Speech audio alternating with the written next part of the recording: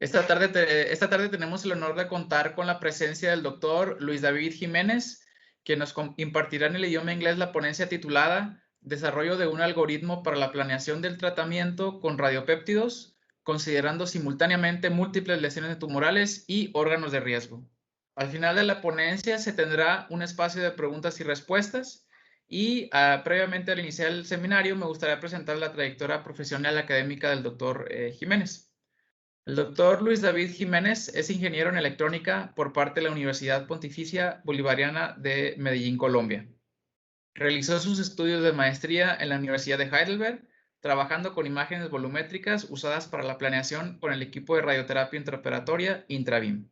Posteriormente ingresó al doctorado en la misma Universidad de Heidelberg, donde su área de investigación y especialización fue el desarrollo de algoritmos para la planeación de tratamiento utilizando radionúclidos. Es autor y coautor de múltiples publicaciones en la física médica, con especial interés en el área de tratamiento de enfermedades con radiofármacos. Ha sido también supervisor y cosupervisor de tesistas de maestría y doctorado. Actualmente se encuentra laborando en una empresa del sector privado alemán, especializada en el modelado y simulación de sustancias químicas biológicas y no biológicas. La Sociedad Mexicana de Físicos en Medicina le agradece de nuevo al doctor Jiménez por compartir con nosotros su conocimiento. Sin más preámbulo, le cedo la palabra. La audiencia es suya, doctor. Buenos días a todos. Como Ramiro les está informando, esta presentación va a ser en el idioma inglés y es titulada Development of a Treatment Planning Algorithm for Peptide Receptor Radionuclide Therapy, Considering Multiple Tumor Lesions and Organs at Risks. Ramiro, ¿cómo es la metodología para las preguntas? ¿Son al final o durante la presentación? Van a hacer las preguntas al final. Los compañeros asistentes van a poder escribirlas en el chat y yo mismo le voy a dar lectura a ellas. Ok. Bueno, entonces en la presentación vamos a tener el background, un background amplio. Luego vamos a revisar cuál fue el objetivo de esta investigación, qué métodos usamos, los resultados y las conclusiones. Creo que no se está viendo la presentación, Luis, en dado caso que ya la estés proyectando. ¿No? Ok. I was here. Yeah, sorry. Okay, back again. Okay, so molecular radiotherapy is the administration of a radiopharmaceutical to patients, basically to kill or sterilize tumor cells, usually given in several cycles, which are called fractions.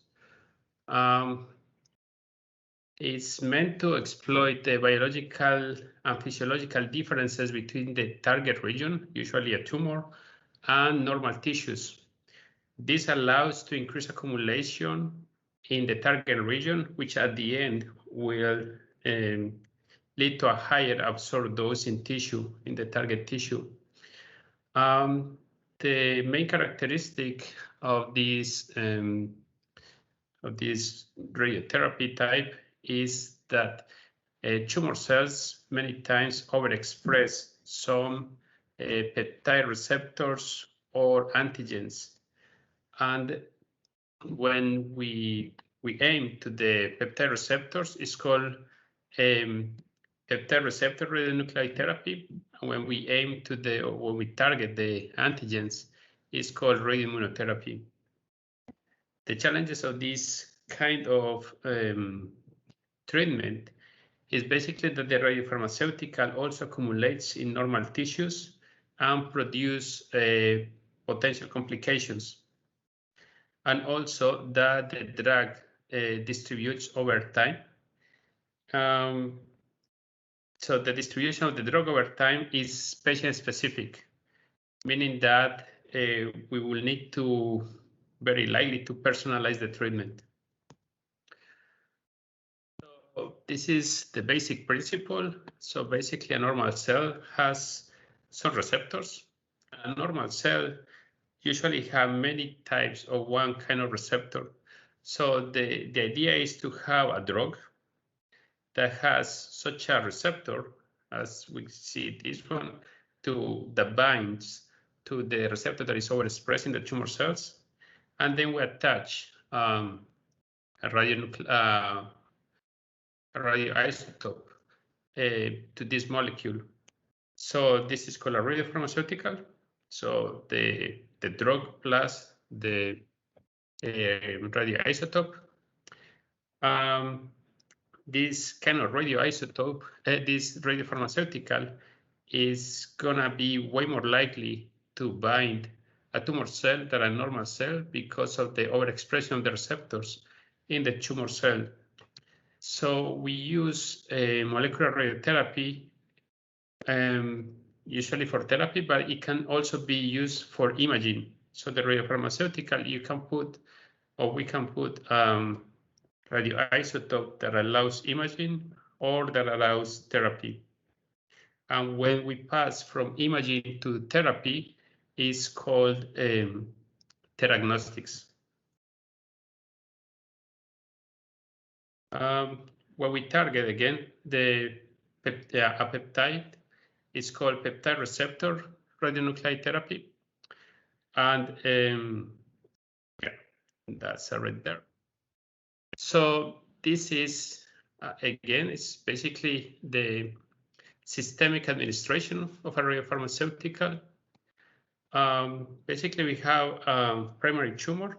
This kind of molecular radiotherapy is basically used for patients with slow-growing tumors, for example, neuroendocrine tumors, or for patients with multiple metastases, because this treatment is systemic, so you can go to all the metastases at the same time, which is a big difference compared to external beam radiotherapy.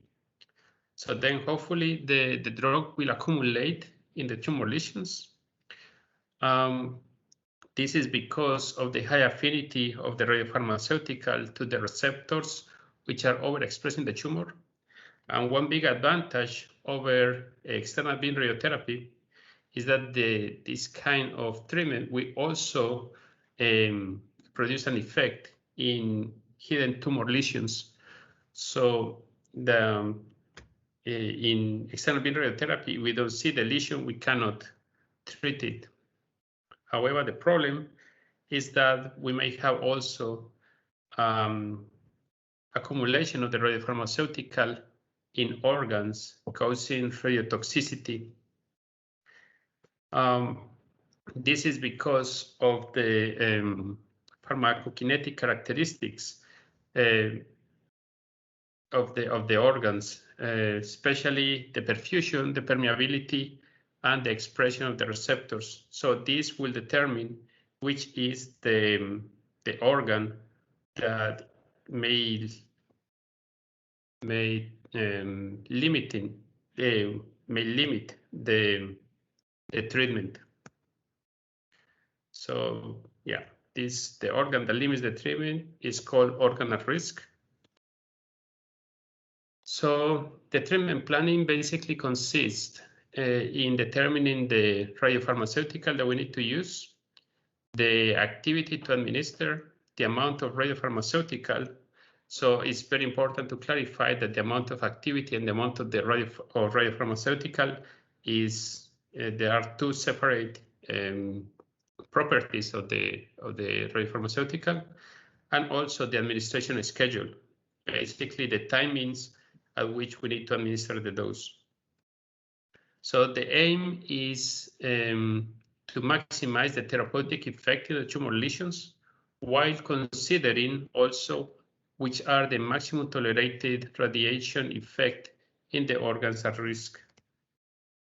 So again, it's important to mention that amount and activity are independent, and usually no more than 1% of the molecules are labeled with a radioisotope. So this the amount of molecules that can be labeled with a radioisotope depends on the synthesis efficiency in the lab. during the production of the radiopharmaceutical. So there are several types of treatment planning. So the very basic or the normal one is called core-based planning. Is the one that is used usually in clinical trials for normal drugs, for non-radioactive drugs, and is performed in a small group of people. So basically, it consists to stepwise increase the dosage of the drug, which is called escalation, and then monitoring all the side effects of the drug until most of the participants in the study will have such or reach the maximum tolerated toxicity. So this is the way that is done for example, for chemotherapy. However, this kind of treatments do not consider the interpatient variability, which is because of differences in anatomy and physiology. So therefore, it's prone to produce overdose or underdose in some patients. So for example, in here with the brown hat, it produced overdose. And here with this gray hat, we have underdosage. There are other ways of doing treatment planning in molecular radiotherapy. This one is based on dosimetry base. So basically, we start from quantitative images, for example, from a PET or an SPECT or a gamma camera. From there, we take the time activity curve of the main organs. Time activity curve is basically a representation of the activity in an organ over time.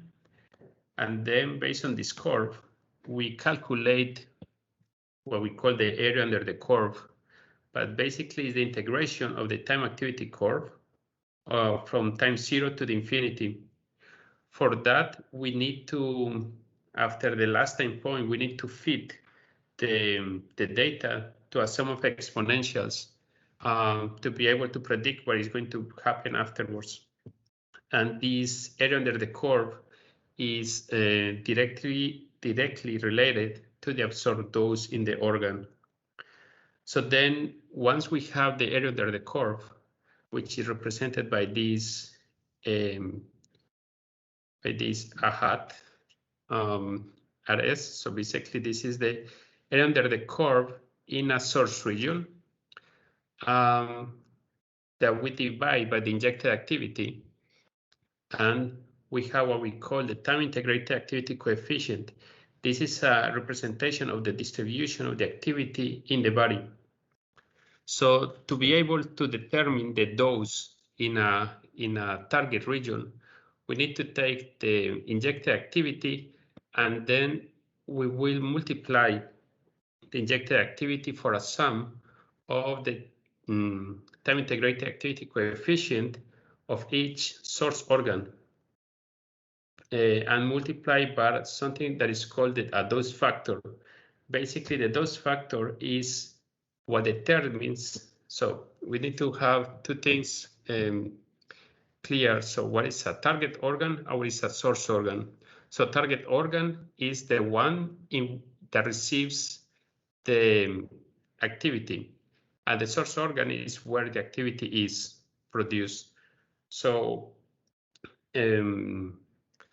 basically, this dose factor is specific for each pair of organs. For example, how much of the activity accumulated in the liver is irradiated to the spleen, for example.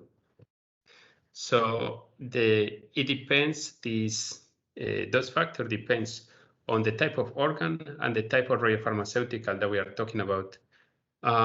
Especially in the type of isotope, not radiopharmaceutical, but the radioisotope. And it also depends on the distribution of the activity in all the organs. So once we calculate the dose in each organ of relevance, we give fractions, we give cycles until one of the organs reach the maximum tolerated absorbed dose. So this is called dosimetry-based treatment planning. So there is an even more specialized way of treatment planning. That is model-based, individualized treatment planning. And we start with the optimization of the activity that needs to be injected in the patient. So for this, we again start, we first need to quantify the specific pharmacokinetic for each patient. So for that, we use, again, like activity-based images, for example, gamma camera or PET or SPECT. And then we create the time activity curves. And this is already the representation of the pharmacokinetic of the patient. So this is just for one organ here, for the liver, but this can be for any kind of organ.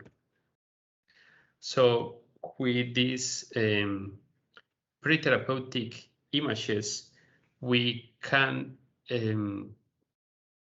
we already know more or less what is going to happen with the therapy. And we achieve this by injecting just a little amount of radiopharmaceutical, which produces a low absorbed dose. So then we have a model based on these kinetics. But first, we need to understand what is pharmacokinetics. So basically, is the study of the absorption, distribution, metabolism, and excretion, which is called ADME, over time of a radiopharmaceutical administered to an organism. So this pharmacokinetics also is used for pharmaceuticals that are not radioactive. So absorption is basically what when we take a drug, is how this drug passes from, for example, from the intestines to the blood. So this is absorption, how the body absorbs such a substance. Then the distribution, so absorption then is what happens, so is the drug, the path from the drug from the administration point to the bloodstream. So distribution is basically from the bloodstream, so in the blood, how it distributed into the organs and tissues. And then we have the metabolism, that is the decomposition of the drug into metabolites. And these metabolites can have additional interactions in the body or can be excreted. And then we have the excretion, that is basically the elimination of the substance or metabolites from the body, and is mostly produced through the kidneys and the liver. The pharmacokinetic depends on multiple factors, but specifically or most representatively on drug-specific factors, for example, the affinity to target receptor, or on organism-specific factors, such as organ blood flows to all the organs and volumes. And it's also administration-specific, for example, depending on the times and rates in which the drug was administered to the patient. For non-radioactive drugs, we basically determine the pharmacokinetics based only from blood and urine samples. So the blood will tell us more or less how the drug was distributed in the organs, and the urine, how the drug was excreted. For radiopharmaceuticals, is way more easy, because we can see where the drug went in the body because of the radiation-based images. The time activity curve, for example, when we have the radiopharmaceuticals or the blood. So again, we take the points of the drug or the activity, and then we, based on this time activity curve, we can integrate it to have the area under the curve. So then, once we have information about the pharmacokinetic, we can create models. So the kind of models that we use in this work, they are called physiologically based pharmacokinetic models. So basically, these are compartment-based mechanistic models used to describe drug pharmacokinetics. So they are compartment-based because we represent each important region of the body with a compartment. So the model, the structure, and the parameters are determined by anatomical and physiological characteristics of the body, as well as drug-specific information. This is why it's called physiologically based, because we use the body parameters basically to configure the model. There are other kinds of models that are not physiologically based, that are simply models that in which the parameters doesn't have any physiological meaning. So in this kind of models, the bloodstream is the main transporter of the substance. So then we have this kind of schematic, in which represents a system of differential equations.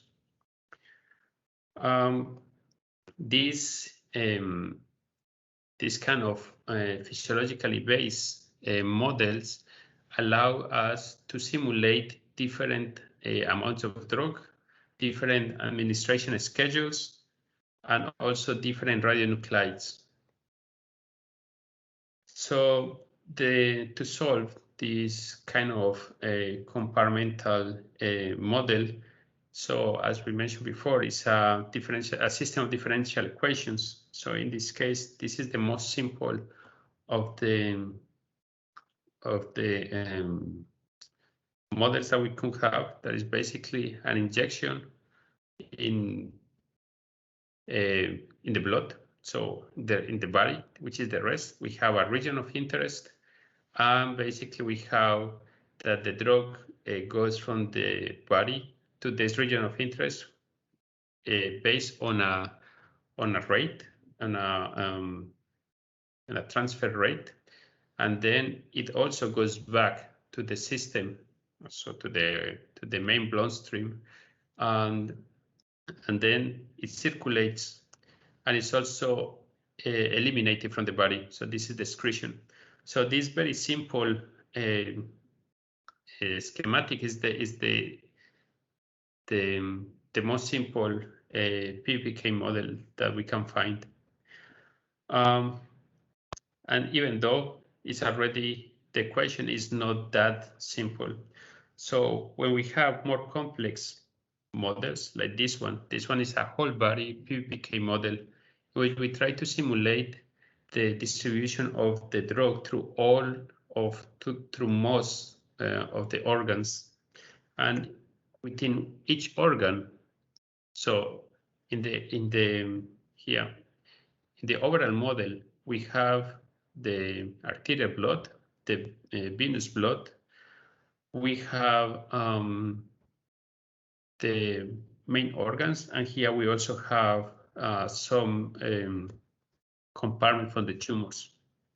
And as you can see, is connected physiologically. For example, the blood enters to the spleen, and from the spleen passes through the liver, and from the liver passes through the veins, through the main venous system. each organ, each of these compartments here have a sub-compartmental division. So there are basically, when we model radioactive drugs, we need to consider two kinds of substance, radioactive substance and non-radioactive substance. So basically what is here is the radioactive substance, and when that substance loses the reactivity, it becomes non-radioactive. And this transition is mostly defined by the physical decay of the radioisotope. So this is what we call labeled, and this is what we call unlabeled or decayed. And then, as mentioned, is connected through the physical decay of the radioisotope. So for each organ, we consider 4 main compartments. So the first is the vascular, basically is the blood in the organ. From there, the substance passes through the interstitial part of the organ. And then from here, it may bind the receptors in the cellular membrane of the cells in the organ, and from there it may get internalized, passing through the intracellular space, and from there it can be degraded. So that's this part here through the lysosomes. So the labeled and unlabeled substances have competition for the available receptors. So as both target the same receptor, because the part of the molecule that target the receptor is unrelated to the radioisotope that we put there. So there is a competition between these two for the available receptors, and we need to consider that into the model.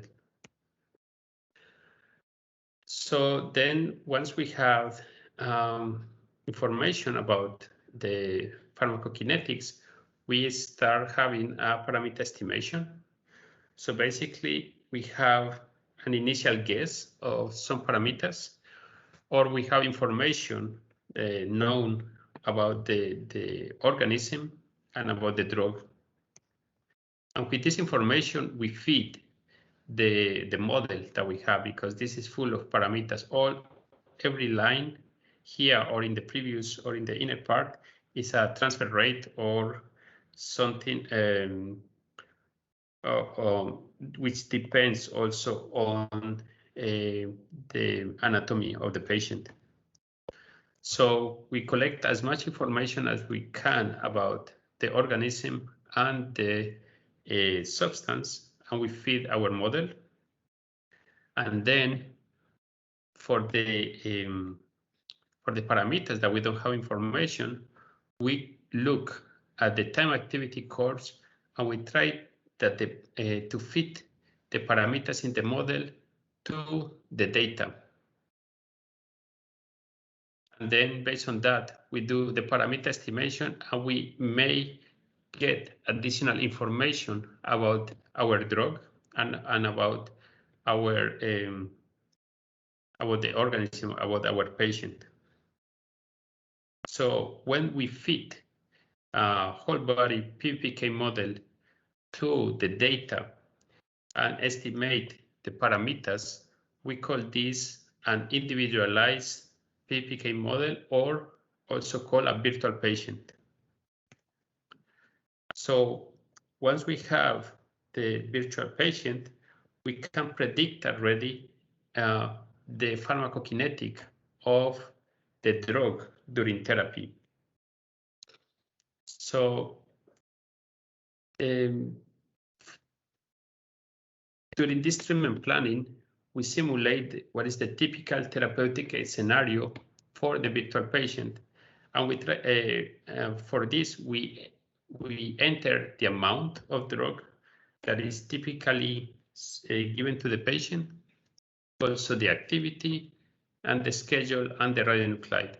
So basically we take what is the typical scenario or the typical administration of this drug, and we also include this information in the model.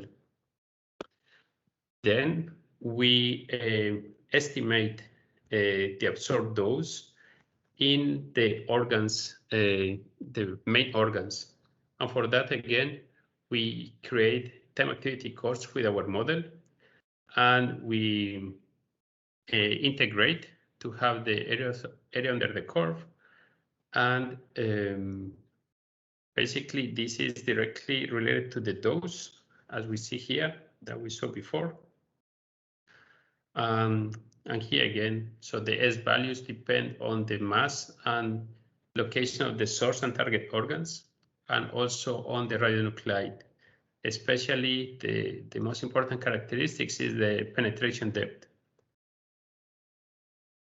And then we do the planning of the therapy, which is basically to determine the optimal activity to administer to this patient. So it's very easy because the activity is basically just scaled based on what we observe in the typical administration. So if we have double the activity, we will have double the dose. So it's very straightforward to estimate this. And then we need to determine which is the organ that is going to limit the treatment for this typical administration. So here we see how the, in this case, it's going to be the kidneys. The line represents the maximum tolerated absorbed dose for the organ at risk. So we start based on the distribution of the activity of the drug.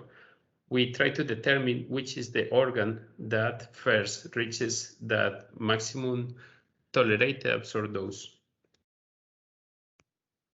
So this is what we call the dose limiting organ. And based on that, we determine the activity that needs to be administered, and we inject it to the patient, and then we measure again, and then based on the optimal administration, we see again with an image how good was our prediction of the activity distribution in this patient. So based on that, we take another image to confirm that we are in the, so that we got the absorbed dose that we were expecting for that patient. So this is again, is starting the cycle again, because we do this cycle by cycle. So a typical dose is distributed in 4 cycles. Usually it depends on the kind of pharmaceutical we are using, but it's usually 4 cycles. So we do the first cycle, we learn from it, and we adapt for the next cycle. So the limitations of this kind of treatment planning is that we only optimize the amount of activity, but not the amount of drug. However, the distribution of the drug in the body is mostly depending on the amount of drug, not on the activity. This kind of this planning is based on absorbed dose. So there are, the absorbed dose is a good indicator of the damage that you produce to the organs, but if you have the biological absorbed dose, thus even biologically effective dose, it's called, is a much better prediction of the real impact of the radiation in the tissue. So then there is another way of treatment planning in which we can optimize also the amount of drug that needs to be given to the patient. So, so in this way of treatment planning that was recently developed in 2016, so it was meant to optimize simultaneously the amount and the activity. So the way of optimizing activity was to run the model with different amounts of drug. Yep. And we calculate the biologically effective dose. So it's the to consider the damage of the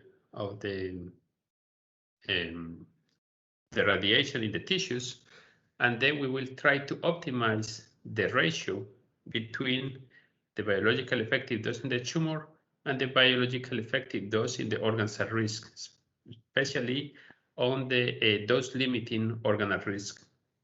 This ratio is what we call the therapeutic index. And let's assume that after all these simulations, we determine that with 3 molecules, which is just representative, we got the maximum therapeutic index, so the maximum ratio between the BED in the tumor and BED in the dose-limiting organ. And once we have the optimal amount, we need to determine the optimal activity. So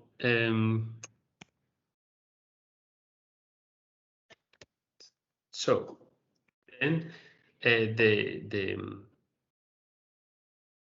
the optimal activity will depend on the maximum tolerated biological effective dose of the dose-limiting organ, as we mentioned before, and the BED is a representation of dose that considers the biological effect of radiation, as we mentioned before. It also considers the radiosensitivity of the organs and also the capacity of the organ to repair the damage of this radiation. And it's basically, this is the formula that we have. We have the absorbed dose as the fundamental of this formula. And we have, so it's called the alpha and beta parameters of the linear quadratic model. So basically, the alpha parameter represents the lethal damage, meaning the damage that cannot be repaired, and the beta parameter represents the sublethal damage, meaning the damage that can be repaired by the body. And we have this parameter G. This parameter G is a very important one because it's the one that accounts for the damage repair in the after exposure to radiation. So the equation, the formula for this Liakachi-5 factor, the G factor, is a bit complicated. So if someone is interested afterwards, I can give it to you, but is a bit complicated.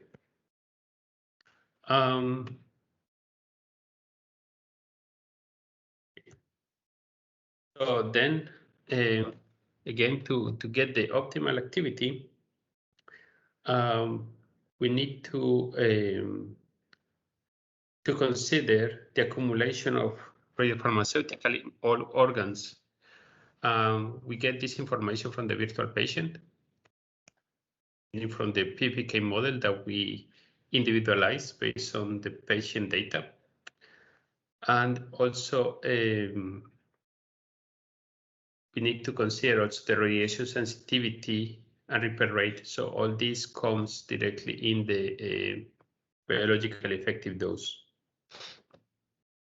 So this method which allows us to optimize the amount and the activity is already very good. And it's a very important step forward towards individualized treatment planning in molecular radiotherapy. However, it also has some limitations. For example, that the optimal plan is individually defined for every tumor lesion. However, the optimal plan for patients with multiple metastases is not defined. It considers only one potential dose-limiting organ, when in for some radiopharmaceuticals, there can be multiple dose-limiting organs. So, for example, in PRRT, peptide receptor radionuclide therapy, the dose-limiting organ could be or the red marrow or the kidneys. The maximum molar activity in the radiopharmaceutical synthesis is not considered, meaning that it doesn't consider what is the capacity of the lab to put activity into the drug. So this system, so this model may give combinations of amount and activity that cannot be synthesizable in the lab. Therefore, this model is not fully suitable for clinical application. So after all this very long introduction, it came the aim of the research that we performed.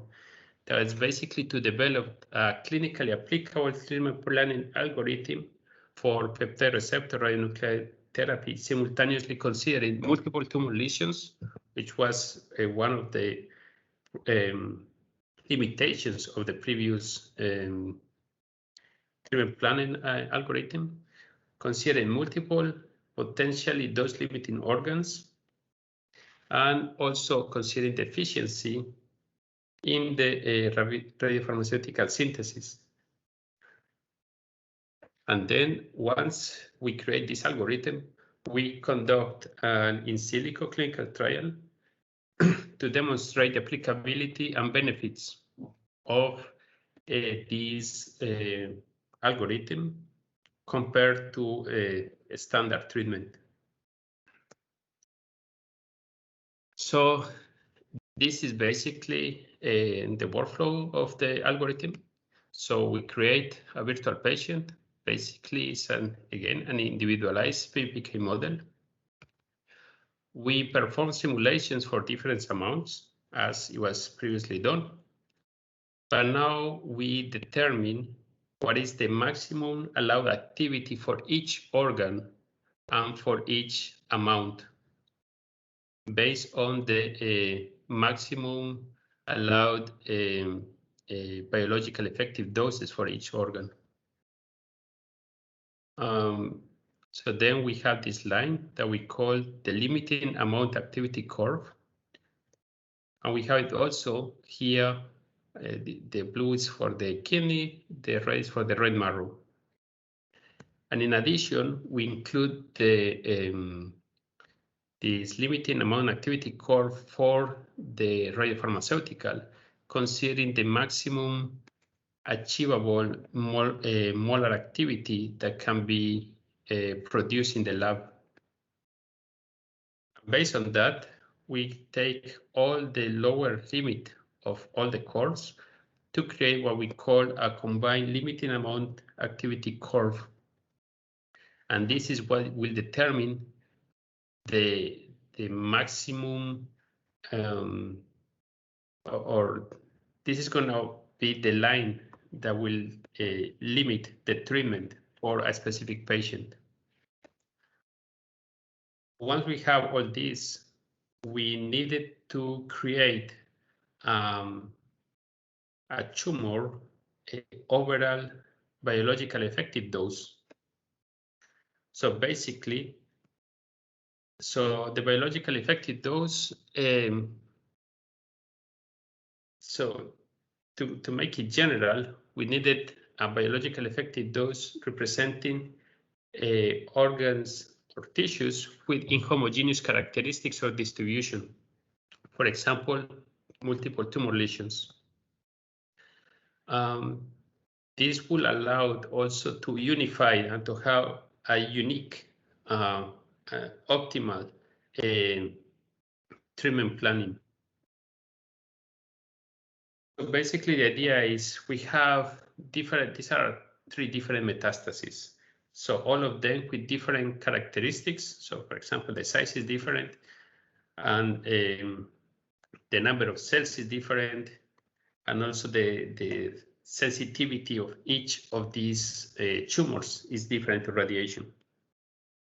So when we inject the radiopharmaceutical, each of them will receive a different amount of radiation, which will lead to some kill cells. So in a different proportion of in all of them, because the radiosensitivity is different. So the idea was to combine all of them together and to determine, how to measure all the damage producing all the different metastases at the same time. So the idea was to create an effective dose based on the total number of killed tumor cells. So in this way, when we achieve or when we have a maximum overall biological effective dose, we are ensuring that we are going to kill the maximum number of tumor cells. And the very interesting characteristic of doing this is that we won't have an optimal plan for each lesion, but we will have an overall optimal plan that considers the impact of all tumor lesions. So the OBD, the overall biological effective dose, basically depends on individual BEDs for all the considered lesions, the tumor masses and cell densities, and individual tumor radiosensitivities. So this is basically the formula. So the M is the mass, this is the cell density, the alpha is the radiosensitivity, the biological effective dose for each of the tumors, and yeah, the derivation is in a paper. So whoever is interested, you can look for it there. Yeah.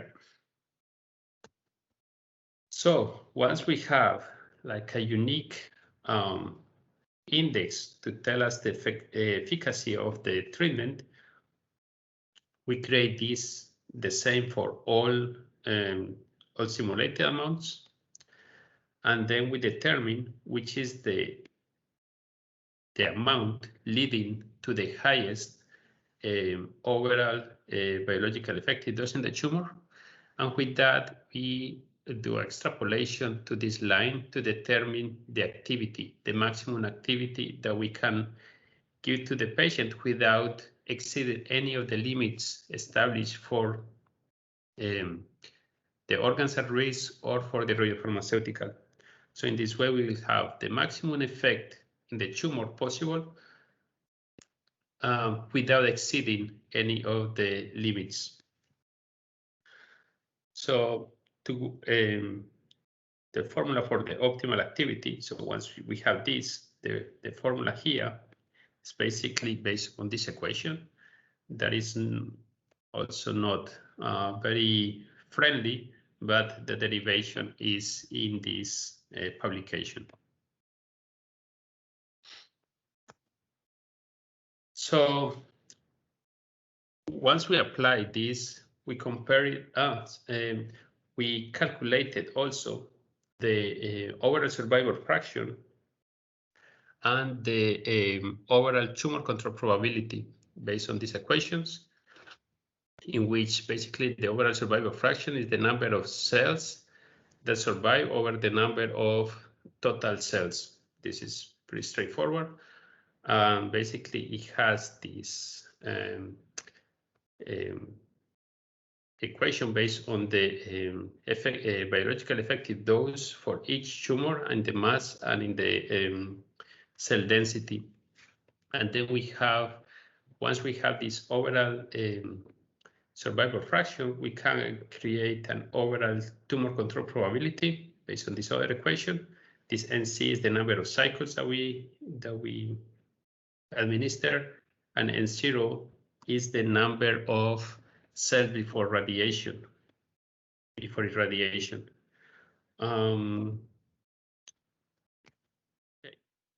So then, having all these, the algorithm and the indices to measure the efficacy of the treatment, we conducted an in silico clinical trial for peptide receptor radionuclide therapy with 177 lutetium-8. For that, we created 9 virtual patients with neuroendocrine tumors or meningioma with 1 or 2 tumor lesions. So we defined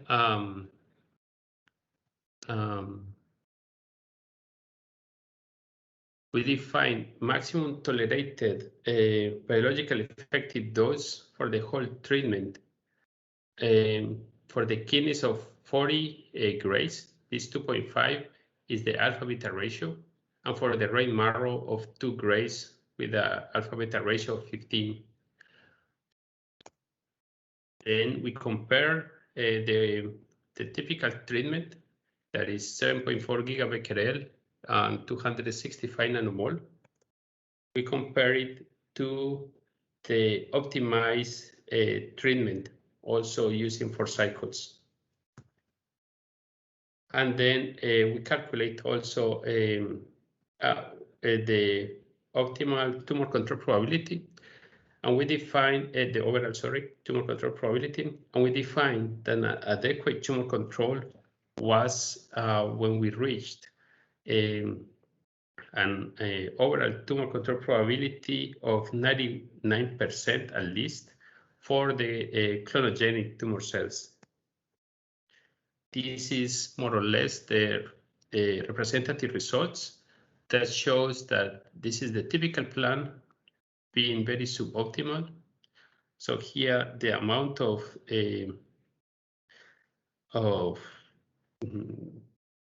defect, the dose in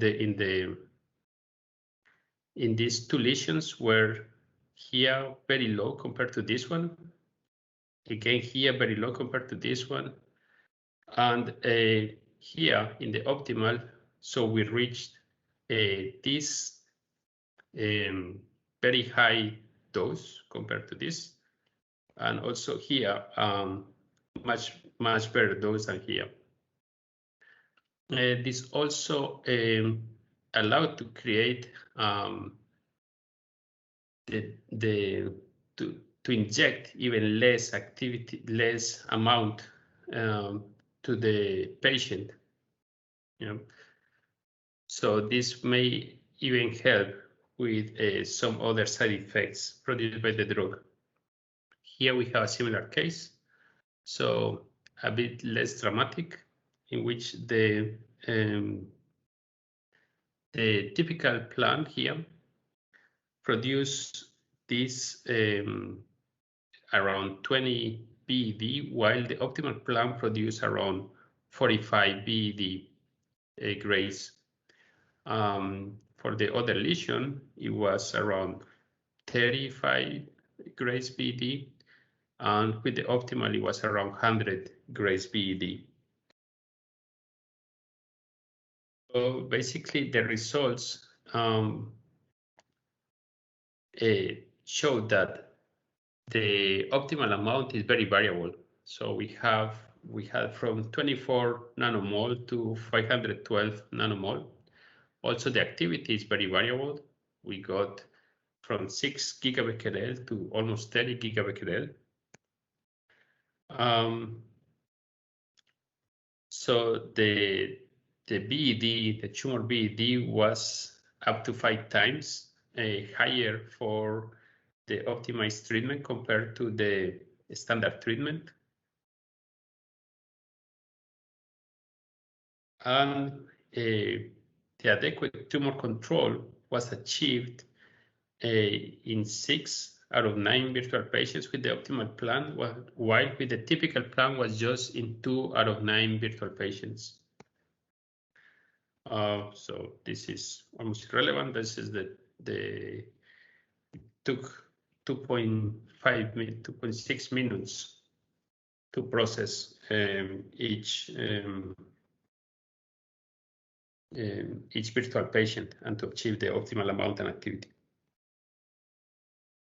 So basically, the conclusions were that the typical plan may be sufficient to produce adequate tumor control after 4 cycles of lutetium dotatate. So the optimal plan may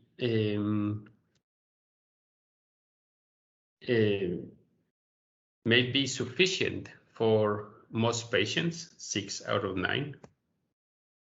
The developed algorithm can be applied to other kinds of therapies, including radioimmunotherapy. And the big overall conclusion was the developed treatment planning algorithm is feasible for clinical application. That's at least what we thought. But we still need to validate it clinically.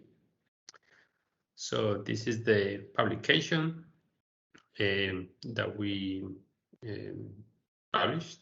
So there is all the explanations and more in detail, all the formulas and equations. And yeah, so this is all for this topic. So now it's open for questions. Muchas gracias, Luis, por la presentación.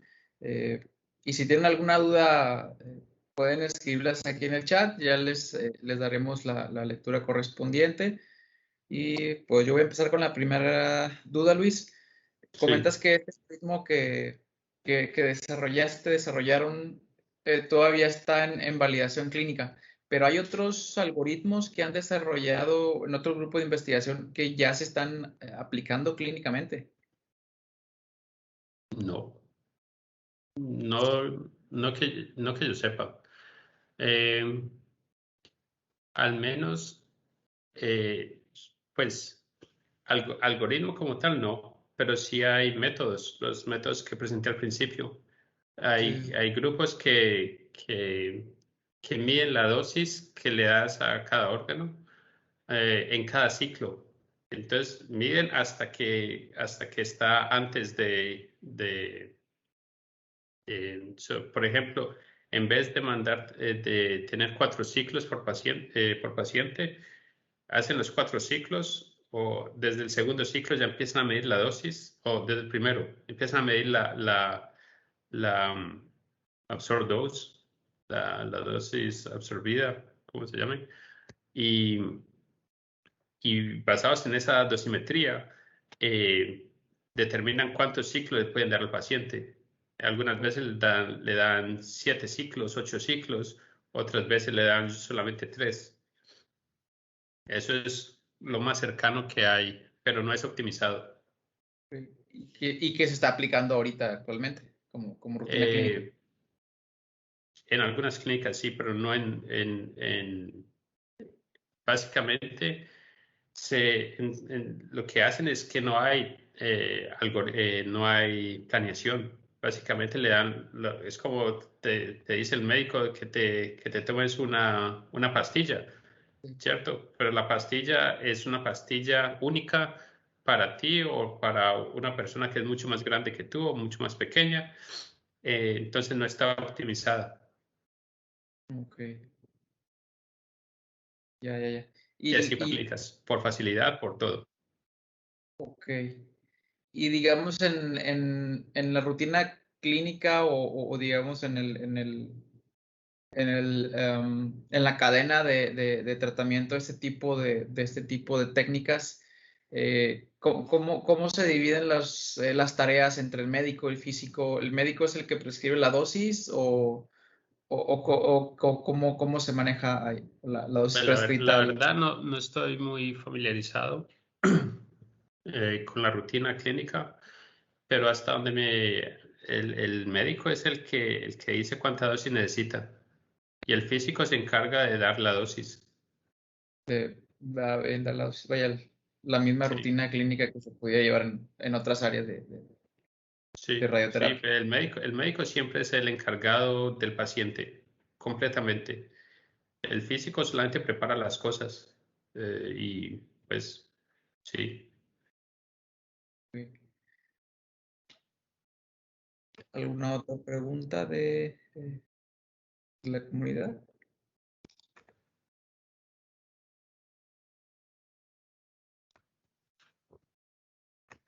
En todo caso, que si tengan otras preguntas, Luis, ¿tienes tu contacto de correo electrónico? Sí, tú lo tienes.